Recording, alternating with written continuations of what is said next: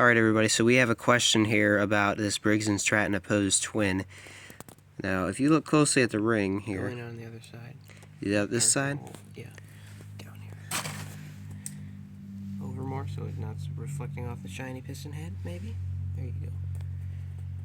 So my brother says there's kind of a little gap in between the piston and the cylinder wall. Very small, though. And supposedly you can kind of see the ring in some of these. I don't know. He was saying he saw it on the other side. But could you hold the camera here? He's saying that that little ring, little gap in between the piston and the cylinder wall is okay. Because the rings make up for that. I'm thinking it's not that great because look what happens when... If I try here to get it going. Make sure it's out all the way. Alright. See that? It's got a little bit of play in it, just a tiny bit. You know what I say about that? I have one from a different engine. These rings on the side here, those are worn out in that. I'm saying it's the skirts that are worn out. And there goes my alarm because my phone is a piece of crap. Here, can you hold this real quick? Sorry, everybody. Shut off your alarms. It won't let me shut half of them off. Okay. Now, let's see if this loads again here. Goes into focus. Go on this side where it's not as shiny and bright. There, in there, you can kind of see the ring. I think that's what. No, that's just the edge of the piston there, but a little bit of a gap. Yeah, that's just the edge of the piston right here, but you can kind of see maybe a little bit of a gap just below that. Bring it over to this side. Yeah, you go ahead, and he's going to try to show you guys on that side there. Let's see. We'll see.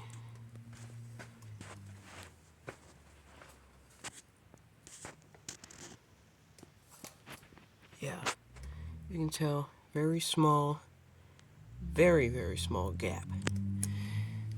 Because if the piston was flush up against the wall of this, whatever you want to call it, if it was like flush up against there, it'd cause so much wear and tear.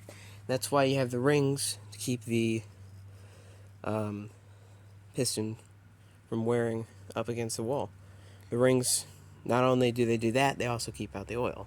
But I'm saying the reason it's wobbling is because of the skirts worn down or the bore of the cylinder worn down. My brother says that it's just because of the rings. I don't know. You guys, you viewers in the comments, tell us who is right down below. And if you guys could see how much that was wobbling, I'll try to get this side to do it here. Is this okay? Is this okay? Let's see. It takes a while to get it going too. That's another thing I've noticed. It takes a while to get these things to go. Here. Ooh. Eventually they will. It's a little cold, so it's tighter, but eventually they will. Just barely, just a little... It's very slight, so maybe that's actually supposed to be like that. I don't know. You viewers... It's supposed to be like this, very slight. This one is the only one that hasn't worn out. Here, Joe, over here. Again, you guys can see how much that's moving. As you can see, this piston has more carbon buildup. I think that's what it's called in this one. Yeah. So maybe... Anyways, what we want to know is this little bit of play okay? Is that normal? Do we need to replace the piston? Do we maybe need to bore it out?